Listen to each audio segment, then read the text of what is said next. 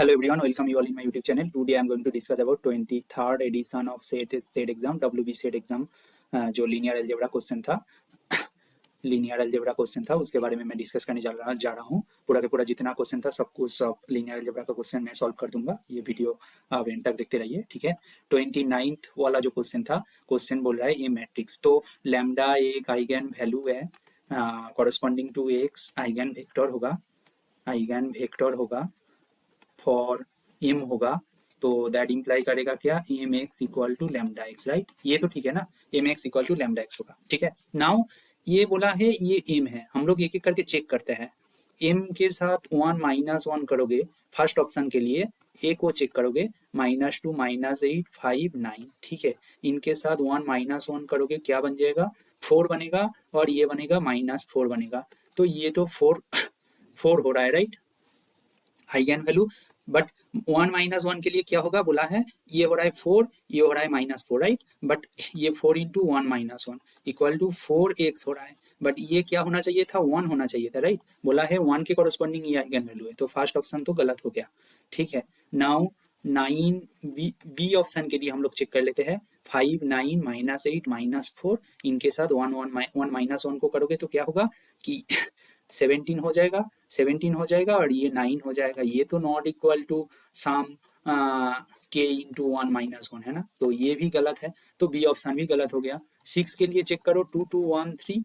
ये तो eigen value होना चाहिए, तो ये हो जाएगा 0, और ये समथिंग को जाएगा -2, जो not equal to some k1 × 1 -1, कोई भी k1 एनी रियल नंबर हो तो हो नहीं सकते, तो ये आइगन वैल्यू ही नहीं है, सॉरी आइगन वेक्टर ही नहीं है, ये भी आइगन वेक्टर नहीं है, ये भी आइगन वेक्टर है, बट ये 4 के कॉरेस्पॉन्डिंग है, ठीक है ना, तो ये भी गलत हो गया। आपके पास क्या बच रहा है, आंसर होगा डी, ठीक है ना। क्लियर हुआ, बस आपको ये डेफिनेशन जानना होता है। ये एक्स क्या है, नॉन जीरो वेक्टर है,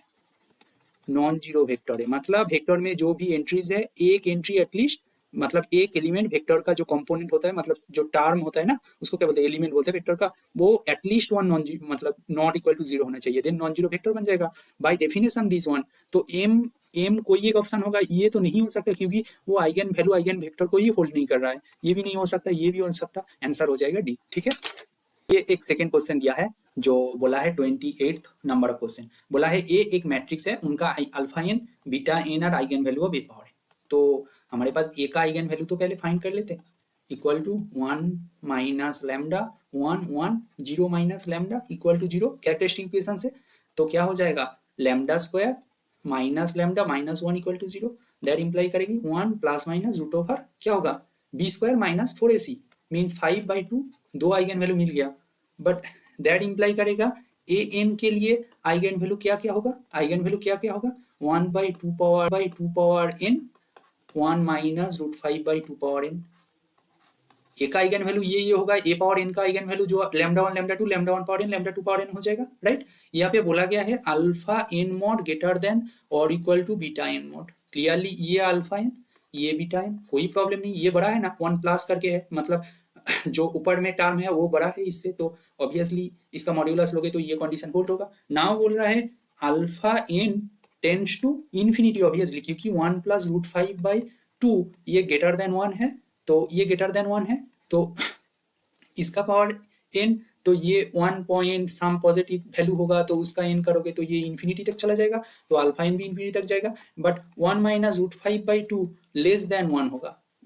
लेस देन 1 होगा, उसका पावर n करोगे तो कहाँ जाएगा, 0 तक चला जाएगा, yes, n tends to infinity, तो बीटा n कहाँ जाएगा, 0 पे जाएगा। आंसर क्या होगा, कौन सा ऑप्शन में दिख रहा है, अल्फा n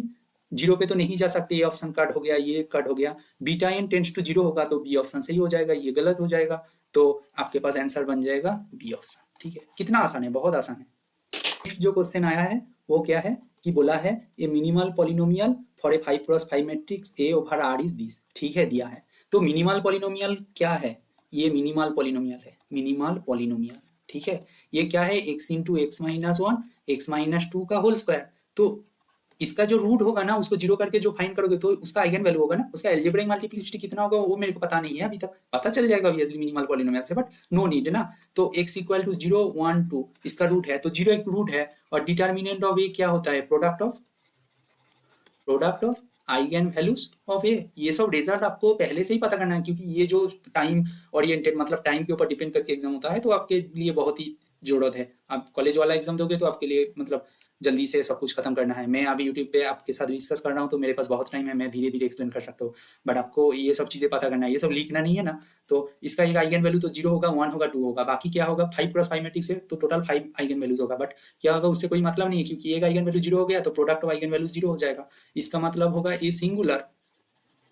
ये सिंगुलर। बट देखो सी ऑप्शन बोल रहा है नॉन सिंगुलर, ये तो हो नहीं सकते, ये नॉन सिंगुलर बोल रहा है, ये भी नहीं हो सकते, तो ये सिंगुलर है, ठीक है ना। नाउ इफ पॉलिनोमियल, देखो मैं ये प्रॉपर स्टेटमेंट नहीं लिख रहा हूँ, जो मिनिमल पॉलिनोमियल होगा, ये मिनिमल पॉलिनोमियल जो है उसके अंदर लीनियर फैक्टर है, लीनियर फैक्टर। जो मिनिमल पॉलिनोमियल के अंदर जो फैक्टर है उसको मिनिमल होना पड़ेगा। एक्स तो लीनियर है, कोई प्रॉब्लम नहीं, x-1 भी लीनियर है, बट x-2 का होल स्क्वायर है, ये नॉट लीनियर। तो एक रिजल्ट है कि मिनिमल पॉलिनोमियल जो है उसके लिए लीनियर फैक्टर होना पड़ेगा, जो मिनिमल पॉलिनोमियल के अंदर जितना फैक्टर है, ये लीनियर नहीं है ना। तो इसका मतलब ये जो 2 के लिए algebraic multiplicity lambda equal to 2 eigen value के लिए algebraic multiplicity not equal to geometric multiplicity. तो आपके पास प्रॉब्लम क्या होगा, आपके पास लीनियरली इंडिपेंडेंट आइगन वेक्टर 5 मतलब टोटल 5 चाहिए आपको, लीनियरली इंडिपेंडेंट आइगन वेक्टर आपको मिलेगा नहीं। यहाँ पे एल्जेब्राइक मल्टीप्लिसिटी तो मैच कर जाएगा, 5 × 5 मैट्रिक्स के लिए 5 आइगन वैल्यू मिल जाएगा, बट उसके corresponding 5 linearly independent eigen values नहीं मिलेगा, तो ये डायगोनलाइजेबल नहीं होगा। तो रिजल्ट क्या है, मिनिमल पॉलिनोमियल के अंदर जो फैक्टर्स है उसको लीनियर होना पड़ेगा, लीनियर नहीं होगा तो ये नॉट डायगोनलाइजेबल हो जाएगा, लीनियर होगा तो डायगोनलाइजेबल, ठीक है। मैं ऐसे क्यों डायगोनलाइजेबल है क्यों नहीं है वो भी मैं बोल दिया हूँ, ठीक है, लिखा नहीं हूँ। तो नॉट डायगोनलाइजेबल तो कौन सा ऑप्शन में है, ये डायगोनलाइजेबल दिया है तो ये कट हो जाएगा, ये सही हो जाएगा, आपका आंसर होगा ये ऑप्शन, ठीक है। देखो नेक्स्ट क्वेश्चन देख लेते हैं। ये क्वेश्चन क्या है, बोला है ए मैट्रिक्स है जो 20 × 50 का है। हुआ क्लियर, आपको पहले देखना पड़ेगा ये कितना मैट्रिक्स दिया है। बोला है रो स्पेस, जो रो स्पेस है, row space of A has dimension 13। Row space का डायमेंशन दिया है 13, इसका मतलब क्या है, rank of A. Rank of A means क्या है, dimension of row space of A equal to dimension of column space of A equal to again 13। Now हमारे पास A X equal to 0 dimension of solution space of this, solution space of this find करना है, इसका solution space find करना है, मतलब x तो solution है ना, एक्स एक्स सॉल्यूशन स्पेस में है such that A X equal to 0, इसका मतलब क्या है, X in null space of A, right, null space में है। हमारे पास पता है rank of A plus nullity of A, rank nullity theorem आप सबको पता होगा। ये क्या लिखोगे 20 लिखोगे या फिर ए 20 × 50 ऑर्डर का मैट्रिक्स है, इसका मतलब क्या है 20 × 50, इसका मतलब क्या है कि नंबर ऑफ कॉलम कितना है 50 होगा नंबर ऑफ कॉलम। और वही रैंक नालिटी थ्योरम पे rank A plus nullity A equal to dimension of V होता है,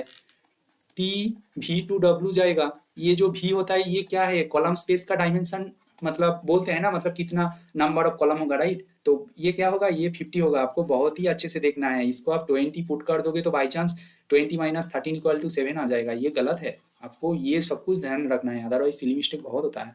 तो आपको सब कुछ पता होता है, जल्दी की चक्कर में आप गलत कर देते हो, ठीक है ना। तो यहाँ पे नालिटी ऑफ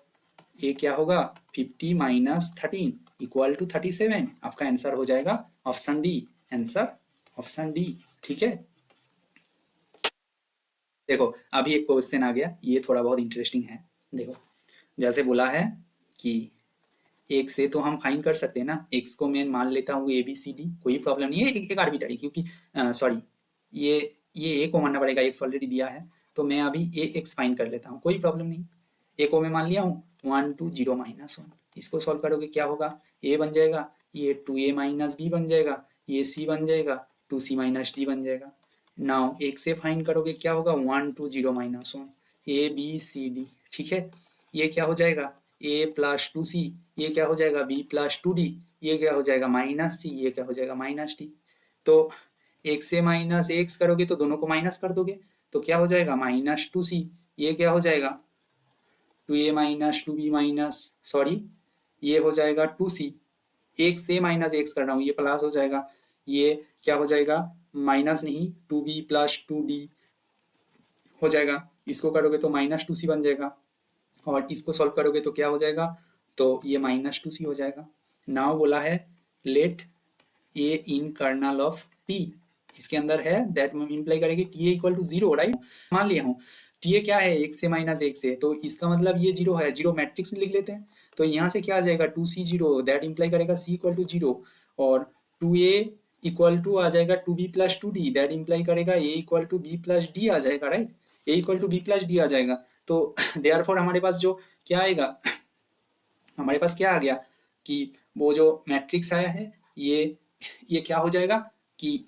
डायमेंशन ऑफ कार्नल क्या हो जाएगा, ए बी डी से रिलेट कर रहा है, तो ए जो मैट्रिक्स है ये क्या लिया था ए बी सी डी लिया था, राइट, उसको क्या पुट करोगे बी प्लस डी, ये बी होगा ये डी होगा, सी का वैल्यू 0 है, तो इसको मैं कैसे लिख सकता हूँ, ए को लिख सकता हूँ ऐसे B into 1100 plus D into 1001, मतलब ये लिखने का कोई जरूरत नहीं है, इसके अंदर दो वेरिएबल है बी है डी है बाकी कोई नहीं है, तो डायमेंशन ऑफ कर्नल टी हो जाएगा 2, तो ये दोनों लीनियरली इंडिपेंडेंट आइगन वेक्टर है तो डायमेंशन 2 हो जाएगा, आंसर क्या होगा ऑप्शन सी आंसर।